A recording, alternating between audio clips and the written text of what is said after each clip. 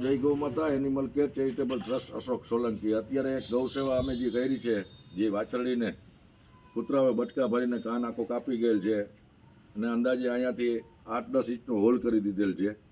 તો આવી સારી સેવાનું આ એક ઘરે આવી એ વાછરડીને ગૌવંશને આપણાને એ રાખી એવા ખંભાળિયાના સતવારા યુવાન એવા. તમારું નામ? લાલાભાઈ. તમારા પપ્પાનું નામ? જયસુખભાઈ. હા, શું ધંધો કરો છો? કડિયારા.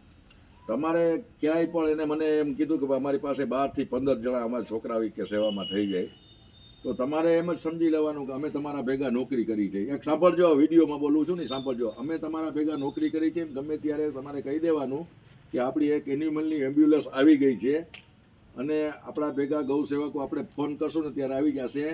અને એ ગૌ સેવકોનું એનિમલ કેર ચેરિટેબલ ટ્રસ્ટ અમારે તમારી નીચે રહીને કામ કરવું છે.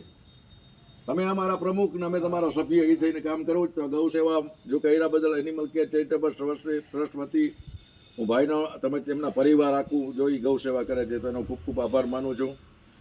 જય સિયારામ, જય ગૌ માતા. તમારું નામ? જીતેભાઈ ફૂટવાળા. તમારું નામ ભાઈ? વંદનભાઈ કણચારી. આ એક સતવારા પરિવાર અરે ગૌ સેવા કરવાનો એક સારો અવસર મળ્યો અને એક અમારા ભેગું એમ થઈ ગયું કે એક ગ્રુપ આખું એક નવું જોડાશે અને અમે એની નીચે કામ કરશું. જય સિયારામ, જય ગૌ માતા. કયો વાડી વિસ્તાર? ગોવારવાડી. ગોવારવાડી. જય સિયારામ, જય ગૌ માતા.